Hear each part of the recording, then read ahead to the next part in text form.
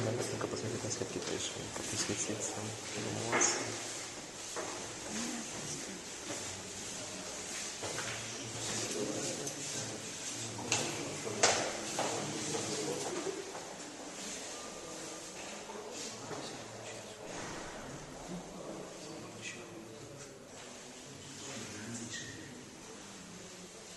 Ці лічите гэты працэс справядлівым адносна вашага брата?